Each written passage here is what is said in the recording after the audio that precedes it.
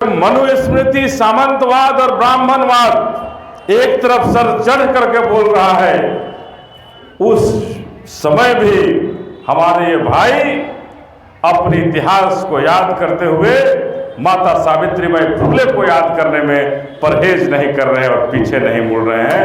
मैं आप सबको बहुत बहुत धन्यवाद इसके लिए देता हूं। आप सभी धन्यवाद के पात्र हैं।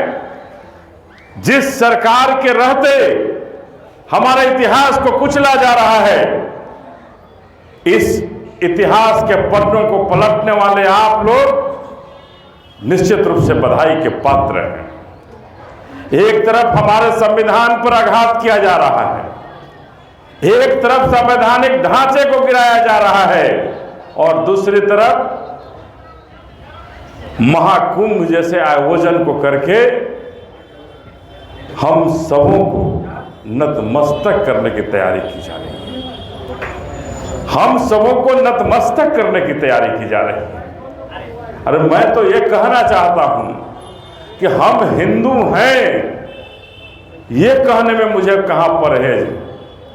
जन्म से हम हिंदू हैं, लेकिन नफरत तो उस ब्राह्मणवाद से है, नफरत तो उस सामंतवाद से है जिसने हमारे पूर्वजों को पढ़ने से रोका, जिसने हमें चलने से रोका, हमें बाजार में हमारी माताओं और बहनों को जाने से रोका।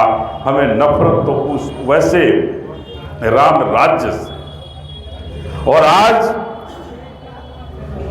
कुछ लोग जो हैं फिर से कहने आ गए हैं कि हम फिर से वही राम राज्य लाएंगे, फिर से वही राम राज्य की चर्चा हो रही है। तो हम छात्र बैठे हैं, हम अपने तमाम भाइयों से, युवा भाइयों से, बहनों से जानना चाहते हैं, कहना चाहते हैं कि क्या हम अपने संविधान को अपने जिंदा रहते खत्म होते हुए देख सकते हैं? तो राम राज्य तो तभी आएगा जब हमारा संविधान खत्म होगा। बिना हमारे संविधान को खत्म किए राम राज्य नहीं आ सकता है मेरे भाइयों। तो हम सबों को तैयार होना होगा अपने अंबेडकरवाद को मजबूत करने के लिए, अपने बाबा साहब के उस मंत्र को मजबूत करने के लिए, जिस मंत्र में उन्होंने हमें कुर्सियों पर बैठने का अधिकार दिया, छात्रों को पढ़ने का अधिकार दिया और हमारे घरों में नौकरियों का अधिकार दिया। तो हमारे बाबा साहब का वो सुंदर संविधान की बदौलत मिला है, किसी राम और किसी शिव की बदौलत नहीं मिला है, किसी हनुमान की बदौलत नहीं मिला है। तो हम तमाम लोगों से अपील करना चाहते हैं कि हम अपने सुंदर संविधान की रक्षा के लिए, जब ये सरकार समझती है कि हम संविधान को सीधा नहीं बदल सकते हैं, तो कभी कोर्ट के माध्यम से, कभी किसी माध्यम से उसमें बदलाव करते रहती है। आज आप सबों ने देखा कि आरक्षण पर जब चोट करना हुआ, आरक्षण जब देना हुआ, तो 10% आरक्षण सवर्णों को ऐसे दे दिया गया जैसे इनकी बपौती थी। इनकी बपौती थी 10% आरक्षण। किसी ने उस पर कोई खिलाफत नहीं किया, कहीं ने कोई विरोध नहीं किया। 10% आरक्षण सवर्णों को मिल गया और हमारे आरक्षण पर उनकी नजर है, हमारे आरक्षण पर उनकी नजर है। अब आरक्षण में वर्गीकरण की बात करने आए हैं कि हम आरक्षण को वर्गीकरण करेंगे, और इस सरकार का मुखिया जो आरएसएस के लोग बैठे हैं वो कहते हैं कि हम तो किसी भी हालत में बाबा साहब के दिए हुए आरक्षण को खत्म कर देंगे। साथी, इस सरकार में हमारे लोग भी बैठे हैं, लेकिन मैं ये नहीं कहना चाहता हूं क्या है, ये आपको समझना होगा कि हमारे लोग जो इस सरकार में बैठे हैं, अगर हमारे और बाबा साहब के दिए हुए संवैधानिक बातों के साथ अगर नहीं खड़े होते हैं, तो क्या हमें उनका साथ देना चाहिए? देना चाहिए साथ। तो हम ये कहना चाहते हैं कि जो हमारे संवैधानिक हक के साथ, जो हमारे आरक्षण के साथ, जो हमारे अधिकार के साथ जो हमारे बाबा साहब के दिए हुए मौलिक अधिकार के साथ नहीं खड़ा होता हो, उसका विरोध करना शुरू कीजिए। और जब तक आप विरोध नहीं करेंगे, तब तक वो सचेत नहीं होंगे, तब तक वो हमें बर्बाद करने के रास्ते को ढूंढते रहेंगे। तो हम यही अपील करना चाहेंगे आप सबसे। अभी मैं परसों रात में सासाराम के सांसद से मिला। हमें गर्व होता है कि हमारा कोई भाई सांसद है, एक दलित परिवार से आया हुआ कोई भाई सांसद है, हम सबों को गर्व होता है।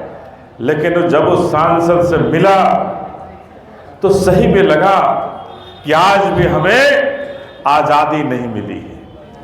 आप फर्ज कीजिए, सोचिए कि अगर वही हमला किसी बड़ी जाति के सांसद के साथ हुआ रहता, वही हमला किसी ऊंची जाति वाले सांसद के साथ हुआ रहता, तो क्या आज तक उस परिवार को, उस सांसद को न्याय नहीं मिलता?